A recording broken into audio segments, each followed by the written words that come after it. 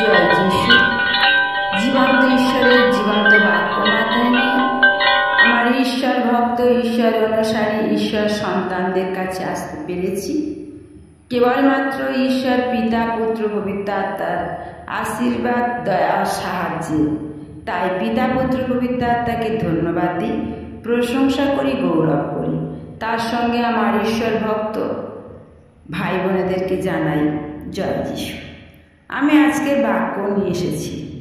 আমি বাক্য বলবো যে সকল মানুষ আজ পাপের দিকে এগিয়েছে।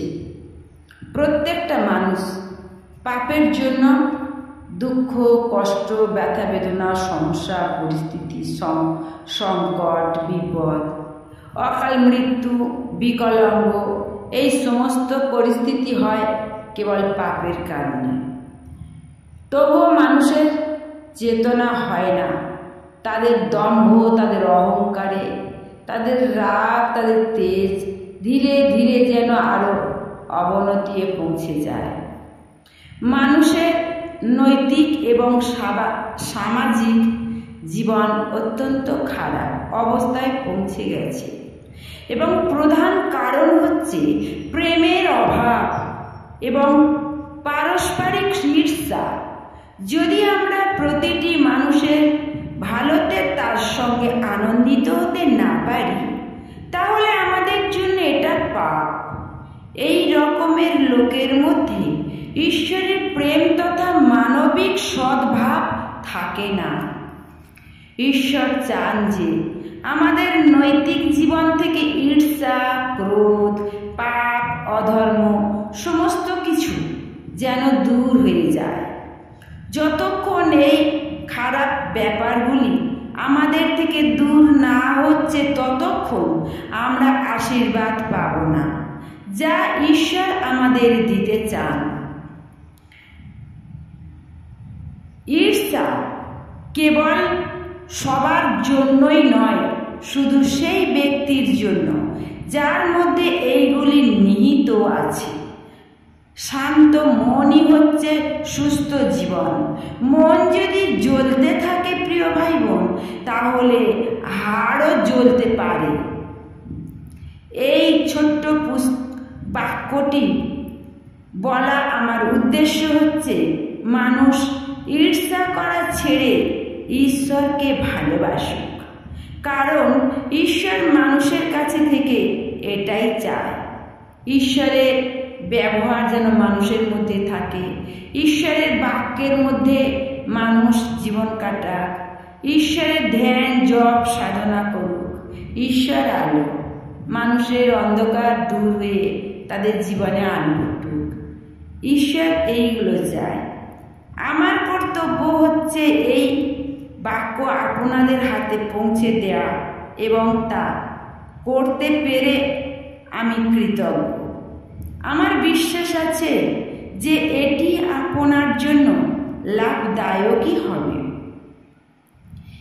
এই বাক্যটি যত্ন সহকারে প্রকাশ করতে আমাকে সাহায্য করেছেন গোস্পেল ফর এশিয়া প্রকাশনের সহকর্মীরা। এই কারণে আমার তরফ থেকে জানাই অসংখ্য ধন্যবাদ। লুসিফারের পুরস্কার নিয়ে আমি বাক্য বলবো। দাহ, ঈর্ষা, জ্বলন, এই শব্দগুলি যেমন ভাবে আমরা শুনি এবং এই শব্দগুলি আমরা শুনে ভয়ও পাই। প্রায় প্রত্যেক মানুষের মধ্যে ঈর্ষা নামক শব্দটি কম বেশি পাওয়া যায়। কিন্তু এই দাহ, ঈর্ষা জিনিসটি কি এবং মানুষের মধ্যে কি কাজ করে, এর উপর বিচার করা লাভজনক হবে। প্রত্যেক মানুষের জীবনে যে আশীর্বাদ, ভালো সুখ, সুবিধে এবং পদ প্রাপ্ত হয়, কেবল তাতেই মানুষ সন্তুষ্ট হয় না, বরং সে চায় যা আছে তার সব যেন তার হয়ে যায়। এই লোভ মনে আসার ফলে মানুষের এই অতৃপ্তি, জ্বলন এবং প্রেমহীনতার ভাবনা জাগে। তাকেই আমরা দাহ অর্থাৎ ঈর্ষা বলি। ঈর্ষা নানা প্রকারে মানুষের জীবনে প্রবেশ করে। কখনো এই জিনিসটি অত্যন্ত বিকৃত রূপ ধারণ করে নেয়, যার ফলে অন্য ব্যক্তি তা গ্রহণ করতে পারে না এবং সম্মান জানাতেও পারে না। ঈর্ষা বেশি হয় নিকটতম সম্বন্ধ যাদের সঙ্গে তাদের প্রতি। যদি কোনো অপরিচিত অথবা অচেনা মানুষ উঁচু পদ পায়, অথবা সে যদি কোটিপতি হয়ে যায়, অথবা সে যদি কোনো লটারি পায়, অথবা কোনো লুকানো ধন সম্পত্তি যদি সে পায়, আবার যদি কারোর অতি রূপসী কন্যা কেউ স্ত্রী রূপে পায়, কারোর যদি ডিগ্রি লাভ হয়, সন্তান যদি বুদ্ধিমান হয়, অথবা কেউ যদি দামি গাড়ি অথবা উচ্চ পদ লাভ করে, তাহলে সামান্য রূপে আমাদের কোনো প্রকার খুশি অথবা ঈর্ষা কোনোটাই হয় না। যদি আমাদের আত্মীয়, সহযোগী, সহপাঠী অথবা ঘনিষ্ঠ বন্ধু হঠাৎ পেয়ে যায়, তাহলে মনের ভিতরে অসহ্য ঈর্ষা উৎপন্ন হয়। যদি আপনি এই রকম সুবিচার অর্থাৎ ঈর্ষাকে আপনার মনে স্থান দেন, তাহলে সে ঘাতকের সমান হয়ে যাবে। এর ফলে বেশি বিনাশকারী কোনো অন্য বস্তু অথবা বিস্ফোরণ সারা বিশ্বে নেই।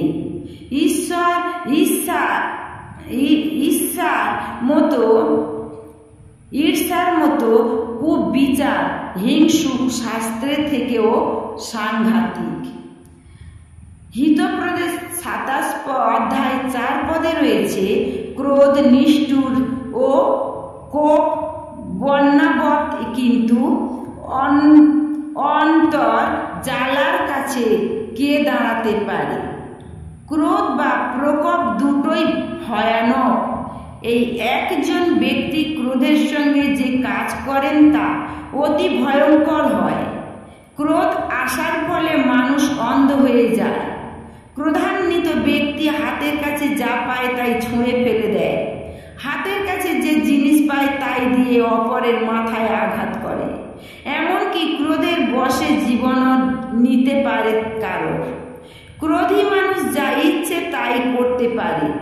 অন্যজন তার থেকে সাবধান থেকে নিজেকে রক্ষা করতে পারে, কিন্তু দাহ অর্থাৎ ঈর্ষার সামনে কেউ দাঁড়াতেও পারে না। কেননা এই ভাবনা অত্যন্ত ঘৃণিত পদ্ধতিতে কাউকে ক্ষতি করতে উদ্ধত হয়। এমন পথ বেছে নেয় যা চিন্তা করা যায় না। এটি অত্যন্ত ভয়ঙ্কর এবং আকস্মিক ভাবনা।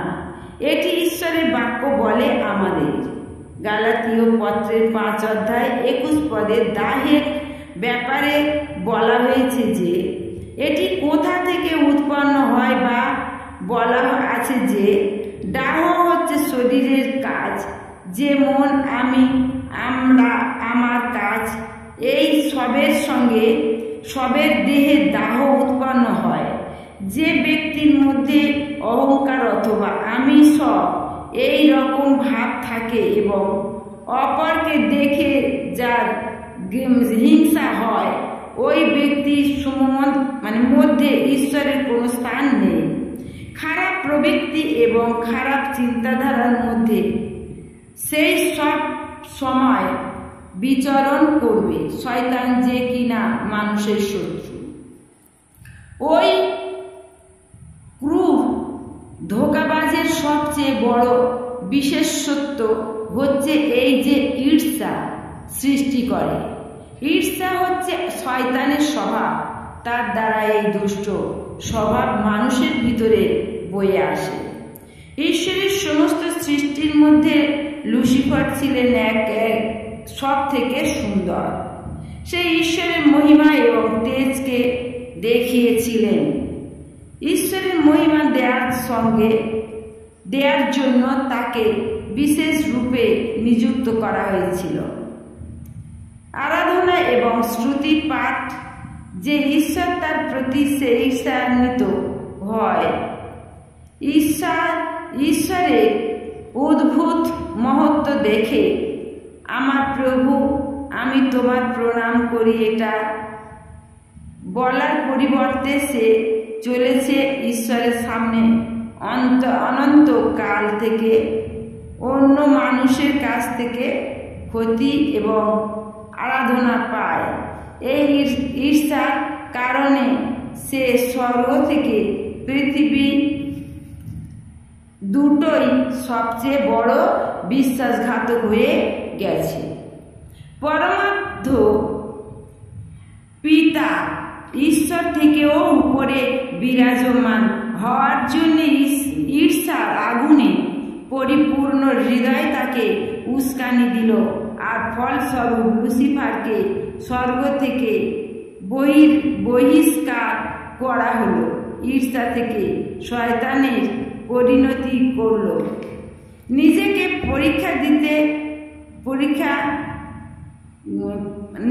পরীক্ষা করে দেখুন যে অন্যের ভালো হয়, আপনার মনে ঈর্ষা হয় নাকি? আপনি হয়তো জিজ্ঞাসা করবেন যে আমার হৃদয়ে ঈর্ষা আছে, তা কিভাবে বুঝব? এর জন্য একটা উপায় আছে। প্রতিদিন অন্য লোকের ব্যাপারে আপনি যে কথাগুলো বলে থাকেন তা আপনি একটি টেপ রেকর্ডারে টেপ করুন। রাতে শুতে যাবার আগে একবার শুনুন অন্য লোকের ব্যাপারে বলা কথা, অর্থাৎ ঘর, বাহন, চাকরি, বাচ্চা, বস্তু ইত্যাদি ব্যাপারে আপনার চিন্তা ভালো। উপর খাবার চিন্তা করুন যে আপনি যা চিন্তা করেছেন তাই ঠিক নয়। আপনার বলা কথা ঠিক ছিল না, এটি আপনি জানতে পারেন। অন্যের ভালো ব্যাপারে তো আপনি কমই বললেন না। আপনি কোথায় আপনি তাকে ফেলে দেয়া কথাই বলেছেন। জয় যিশু। এই পর্যন্ত আবার আমি আসছি জীবন্ত ঈশ্বরের জীবন্ত বাক্য মাথায় নিয়ে। জয় যিশু, জয় যিশু, জয় যিশু।